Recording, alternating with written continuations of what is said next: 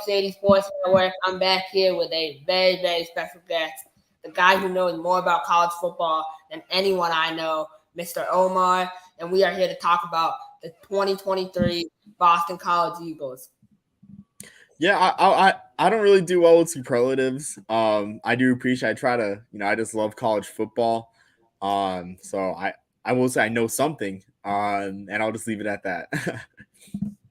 But, Omar, looking towards 2023, I mean, BC's coming off losing, I think, one of the greatest players in program history, Zay Flowers. What are you expecting from the 2023 BC Eagles? Yeah, so Zay Flowers definitely was a really good, really great talent, to be honest with you. Um, Over 1,000 receiving yards, first round draft pick, and he really shined through despite Boston College's offensive troubles, which we'll go into more into detail later on. But I mean, I expect a bit of a rebound year because the offensive line is more experienced. Last year's Boston College team was out of the ordinary in terms of how they play ball because even though they're a bit more flashy than they were in Steve Adazio's days, now that they're under head coach Jeff Hafley, they still love to run the ball. Like in 2021, when Phil Jurkovec missed a significant amount of time, Pat Garwo took an increased workload. And last year, Pat Garwo really struggled last year because the offensive line was among one of the worst in the country. Garwo finished the year, after rushing for 1,000 yards in 2021, Garwo finished the year with just over 400 yards. And looking at the quarterback sack stats, Boston College gave up 46 sacks, in 12 games, almost 4 per game, an absurd number. And really, for me, the game that stuck out in terms of seeing their flaws was the Boston College game, seeing offensive line's flaws, where they could only muster 3 points against the Huskies. So they returned all their starters on the offensive line, though.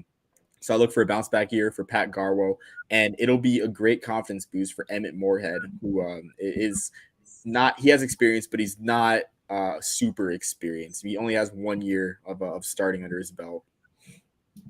One thing, I love everything you said.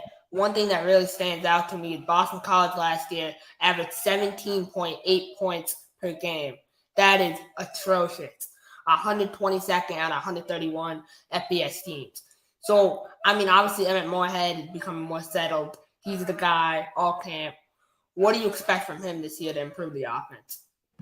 So I expect there to be less of a burden on him, to be quite honest with you. I mean, last year with Phil Jurkovec, the burden was on him a lot because they couldn't run the ball, quite frankly. Boston College's scheme, I mean, 2020, Phil Jurkovec thrived well when the play action game was there, when he could run the ball himself. I know against Georgia Tech, he had, I think, like 3 rushing touchdowns against Georgia Tech. And then he also did very well running the ball when he came back late in the year in 2021. So, the quarterbacks that Boston College have, they thrive in the play action game. They thrive when the burden is on their shoulders. And it's going to need to not be on their shoulders, especially after losing Zay Flowers, because the gap between the number 1 receiver last year and the next leading receiver was almost, if not 700 receiving yards, which is just a huge kind of, I guess, I wouldn't say discrepancy, but like a huge gap in production.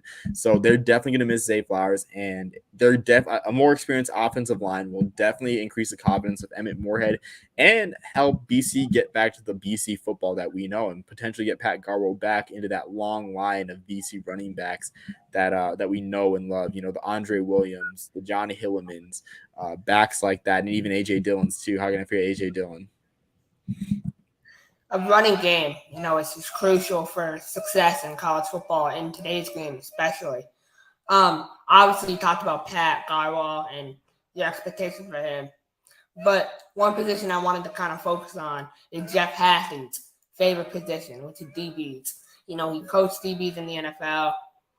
Obviously, I mean, the defense I thought was pretty good last year, compared to the offense, obviously. What do you expect from the BC defense this year?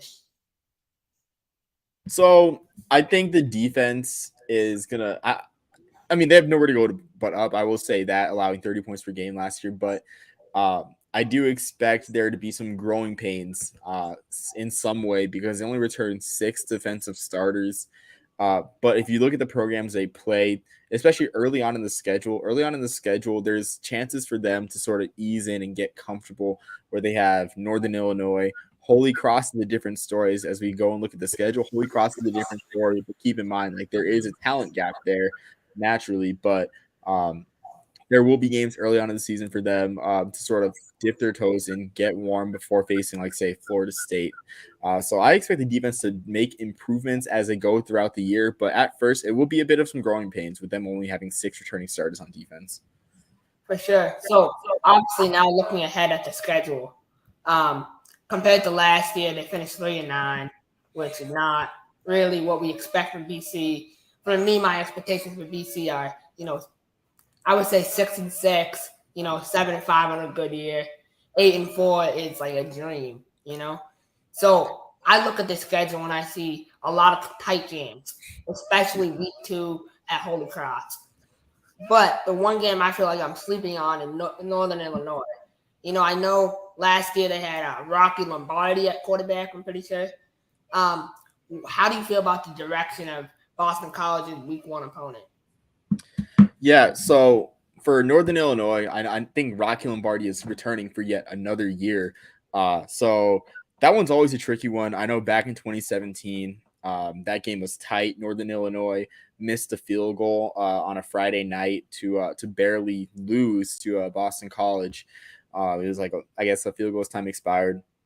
I think those teams match up well because Thomas Hammock's teams out in DeKalb, Illinois, love to run the ball. So it should be a physical slog of a game, to be honest with you. And it honestly could go either way. But Northern Illinois had a bit of a down year. I do have Boston College winning that one, but I don't think it'll be a blowout. I don't think it'll be too flashy of a victory for Boston College. For sure. So week 2 is against your favorite team. You're a fan of this team. Second favorite. I'm a fan of this team because I live in the town which they play, Holy Cross. I am so excited for this game. I'm gonna have to make the trip out. Holy Cross, underrated in the grand scheme of things. I know the FCS powerhouse per se, but if you look at them compared to FBS teams, they match up pretty well. What are you expecting from Holy Cross this year? So Holy Cross, I just finished doing my ballot for the FCS Stats Top 25. Shameless plug. I had them ranked 7th because it's rare. Because one, Holy Cross is on. Honestly, I really feel like this is an unprecedented run for them, where they've had 4 straight Patriot League titles, and they've been fun to watch for the past 4 seasons, especially the last 3 when they've just been absolutely dominant with Matt Sluka quarterback, Jalen Coker receiver. Jacob Dobbs, Liam Anderson, who graduated this past year, but Jacob Dobbs at linebacker coming back. There's a wealth of talent. There's a wealth of experience. They've been fun to watch. They're going to match up well with BC, especially with Matthew Sluka, who is a legitimate Walter Payton Award finalist. Last year, they beat Buffalo, who went to a bowl game. Excuse me. Who went to a bowl game last year. It's not like 2021 where they beat UConn, one of the worst UConn teams ever. They beat Buffalo, a team that went to a bowl game, a team that was very competitive in the MAC and had a chance to go to Detroit, I guess, all the way up until like late October, early November. Excuse me. So they're going to match up well with Boston College. Furthermore, this is a rivalry. This is Holy Cross, Boston College. This is the Holy War.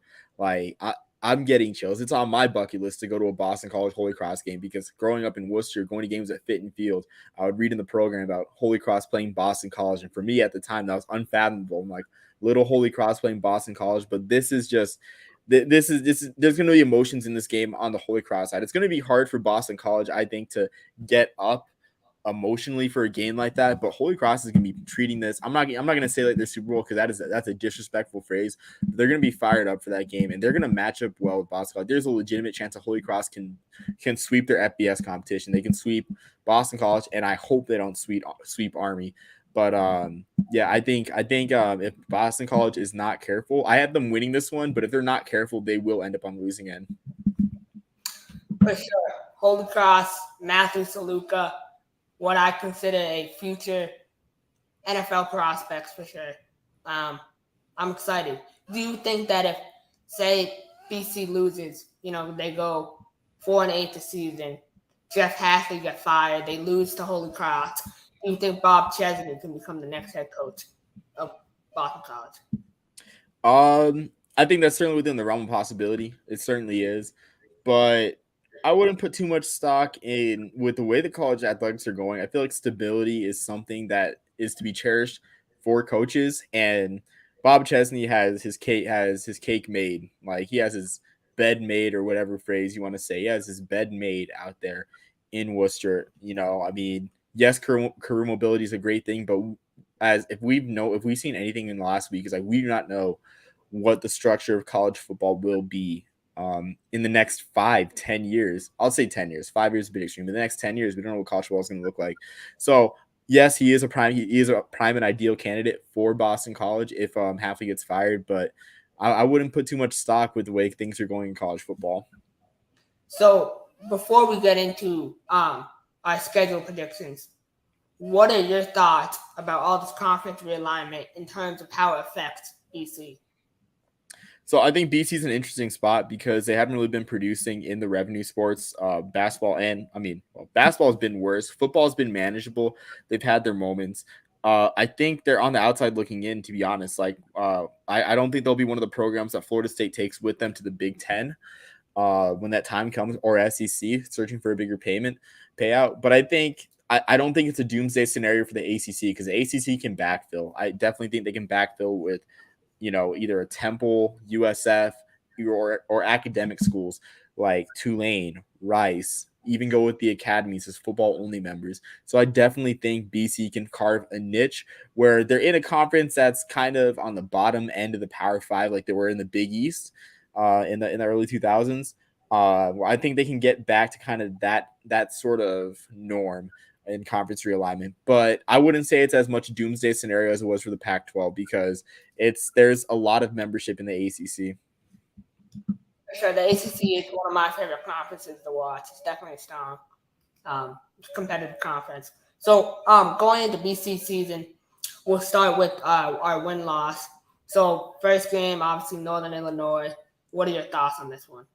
Yeah, so I mean, we talked about it. So I do think Boston College wins this one, but I do feel like be maybe like a 10, 14-point game, and I don't think it's going to be too high scoring. But them having this game at home compared to at DeKalb definitely helps a lot. For sure, I got them winning this game by I'll say 7-10. Now going to Holy Cross, we talked about this one as well. I feel Holy BC will win, but I think it'll be a lot closer. I got 31-28 BC. Yeah, I'm not going to guess any scores, but I do think it's going to be a close game. I think this one's going to be a one-score game, to be honest with you. I really do. And I think Holy Cross is going to bring a strong traveling party to Boston for this game. So I really think it might even be a neutral crowd type of game. That would be amazing. The next game is Florida State at BC. Obviously, last year BC went down to Florida State. Now Florida State had to travel up to Alumni Stadium. How do you feel? I guess Florida State powerhouse this year. Jordan Travis, in my opinion, is going to be the Heisman Trophy winner, or if not a Heisman finalist. Do you think that affects this game? Yeah, absolutely. I mean, I don't think it's going to be particularly close. Florida State returns a lot of experience, and then Boston College will still be going through their growing pains on defense. So I don't think this game's going to be particularly close, honestly, unless they can control the clock. If their O-line can click, if the experience in the O-line can click, then they can chew some clock, keep Jordan Travis off the field, and kind of minimize and kind of shorten the game. But otherwise, I just don't think this game's going to be particularly close. For sure. So 2-1 right now. We both got them standing at that. The next game is an interesting game at Louisville. Jeff Brom, new era. Jack Plummer starting. That's a very, very interesting team that we'll probably talk about sometime in the future. But do you believe? I believe that BC can beat Louisville. Yeah, I do believe it's a swing game. There definitely is a huge transition with sorry, his name escaped me, but Malik Cunningham going on to bigger, better things in the pro game. And Jack Plummer, exactly. I mean, the system is definitely going to change, but Jack Plummer worked with Jeff Brom, so I really don't think it's as much of a gap, honestly. I think this one's going to be close. Louisville Boston College is typically always a close game, and in fact, I think Boston College did beat them last year, even though Louisville ended up going to a bowl game. For sure. Excuse me. Yeah, so I think I do have Louisville winning that one, but that one can definitely go either way. But but I think by that time I feel like Plummer and Louisville in the new system will be settled in. So I think I have Louisville winning that one. Definitely. I have I have BC winning this one just because I feel like this is going to be a huge game in terms of the direction of the program. You know, if they can start off 3-1, I think that changes the narrative going forward. Um, the next one is Virginia at BC. Now, I'm not particularly sure who Virginia's starting quarterback will be. I'm going to guess it's going to be Tony Muskett from Old Dominion. I'm pretty sure he transferred No, over. Tony Muskett from Monmouth. Tony Muskett was had an amazing career for Monmouth. Definitely not much of a drop off in the quarterback position if he is the starter. For sure. Do you got BC winning this one, or where are you So going? I mean, I think a lot of the struggles last year will continue for Virginia. Even though Muskett's a great quarterback, they still struggled last year with Brennan Armstrong at quarterback, and of course, Brennan Armstrong's former offensive coordinator joined him at North Carolina State. So I think Boston College wins this one. I think that is one they're able to win against UVA because I just feel like UVA is kind of it's going to be in kind of a I wouldn't say a dark spot, but they'll be kind of in a rebuild over the coming years. Definitely. So right now, I have BC at 4-1, and you have BC at 3-2. Yes, Um, sir.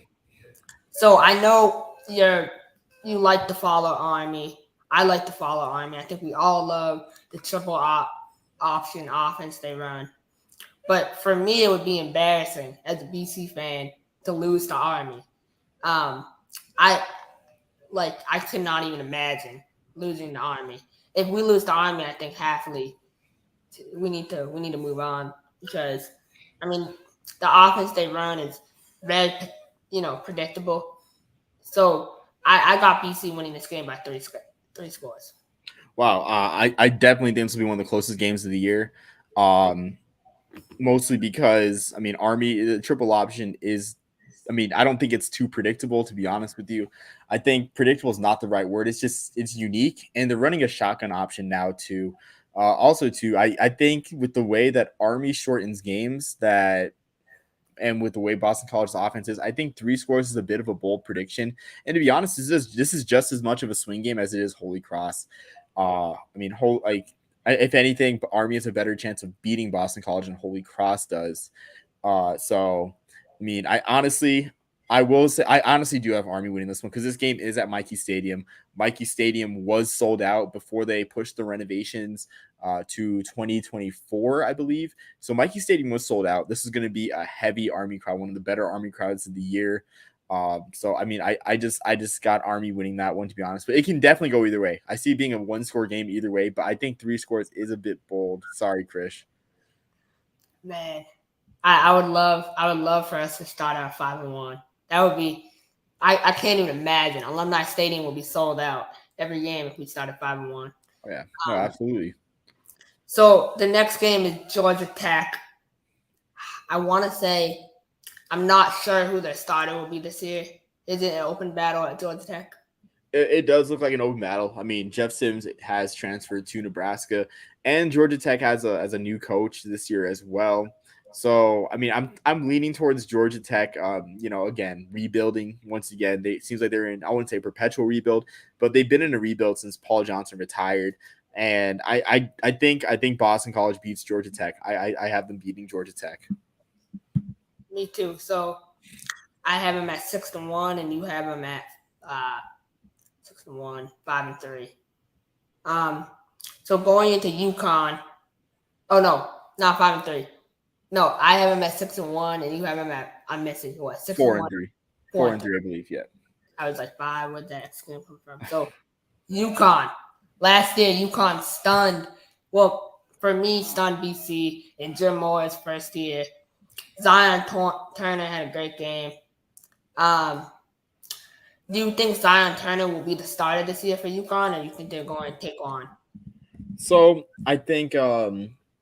I mean, that one's also an open battle, but I do think Zion Turner will return, will be the starter. But I mean, let's talk about Victor Rosa. Victor Rosa, one of the most explosive players in the country. He returns to UConn, continues to build a great culture out there in Storrs, Connecticut. Well, Hartford. I mean, the campus is in Storrs, but Hartford is where they play. But this game is at Alumni Stadium in Boston College. But there is an element that Boston College made UConn the homecoming game. So Jim Moore's troops are going to be fired up for this game too. I do think it's going to be a one-score game. I have Boston giving them payback in this game because the game's at home. Definitely the home field advantage should be there at Alumni Stadium. It is homecoming as well, but it's going to be a very close game, and it's going to be low scoring like it was last year. It's going to be low scoring like it was last year. For sure. So I have been winning this game too. So 7-1, and you have 6-3. Oh no, you have 5-3. 5-3, yes sir. So one game away from bowl eligibility.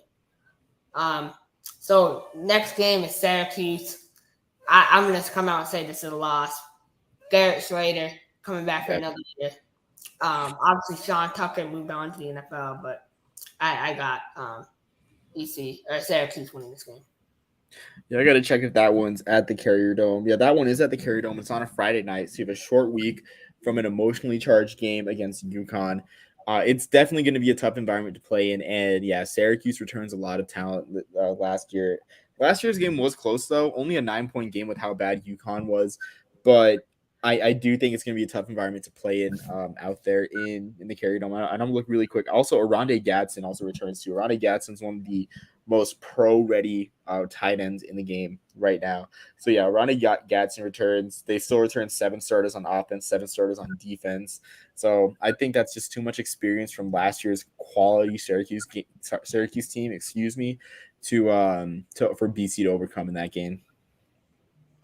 Definitely. So 7-2, I got them losing this. Virginia Tech. That's very interesting. Who Virginia Tech starts at quarterback? I hope they start the hometown kid William Pop Watson from Massachusetts. I read reports that he might be the first freshman to ever start. Michael Vick would obviously the last one, so that would be really cool to watch him start. But whoever the quarterback is, he's going to be inexperienced and young. So I got BC winning this game. Yeah.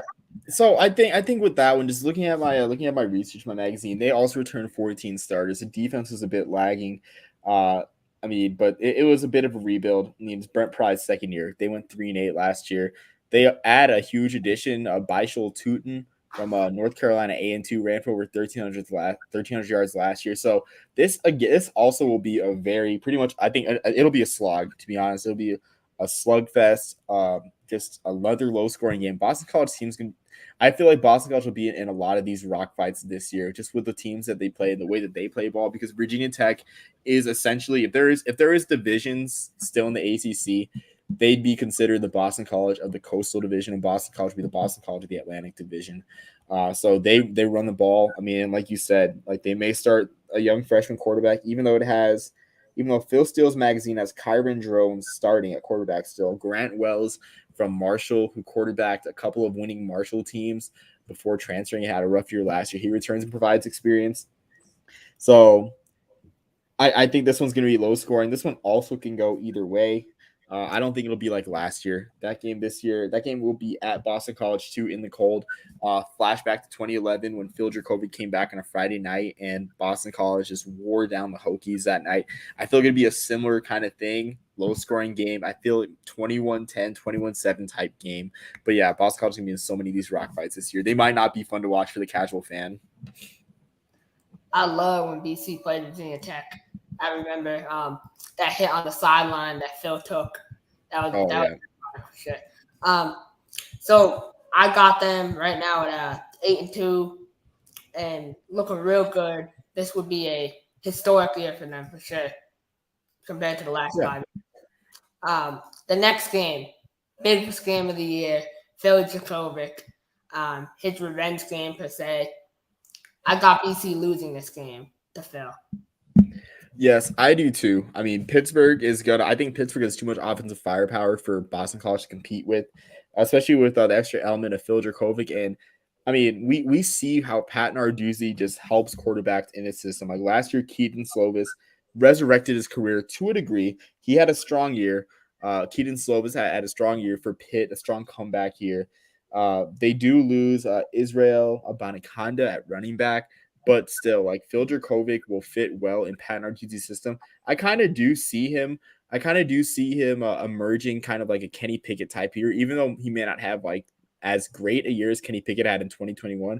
I see him rebounding in a similar way. He's got an experienced receiving core to help him out. Well, not experienced. He's got some solid pass catchers to help him out. He's got Keontae Mumpfield, excuse me.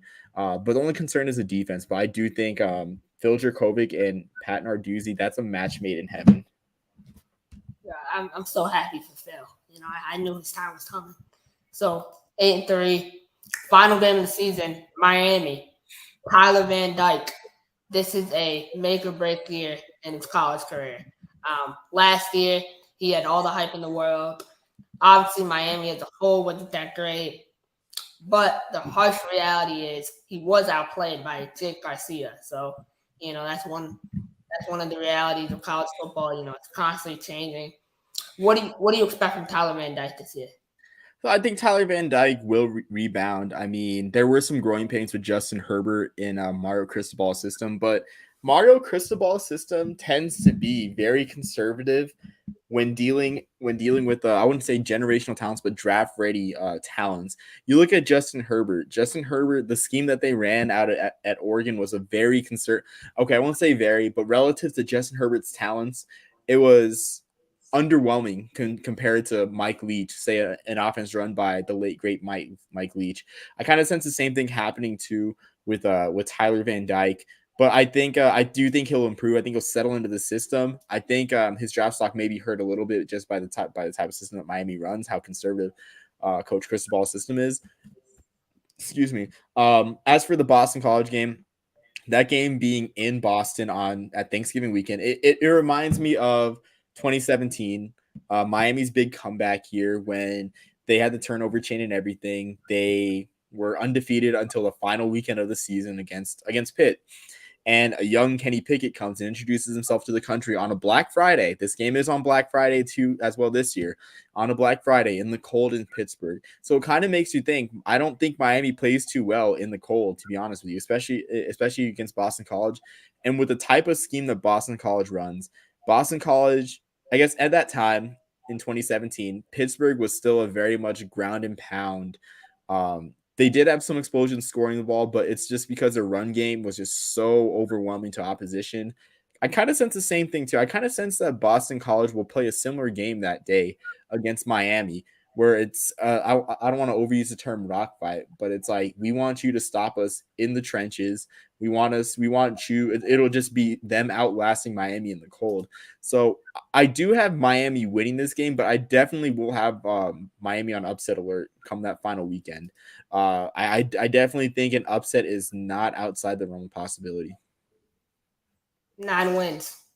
That's all I gotta say. I'm really excited as a BC fan. I'm hopeful. This year is a great year. Hopefully, we can get a good extension, and we can kind of build this program for the future.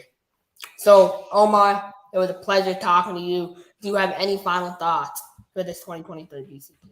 No, I don't. I mean, I just want to say, I mean, Boston College as well. I mean, always good to see underdogs do well. I mean, underdogs aren't just relegated to FCS in the group of five. There are underdogs in the Power Five, and Boston College is one of those. But I'm excited to see them hopefully make a bowl. I mean, just return to bowl season because they got invited to a bowl in 2021. Sorry, yeah, in 2021. But they weren't able to play because of COVID. But yeah, like I mean, they're just a great underdog story. For sure. 100%, and I can't wait. I think it'll be great for the school as a whole too. People forget that football teams' performances definitely affect the culture at the overall university. So that will be huge for BC. So Omar, always great talking to you. I can't wait to do this again, and let's go BC. Hoping for a big year for sure. Yeah, as am I. We'll see. We'll see what happens. Definitely. See you soon, man. All right. See you. I'm a game changer.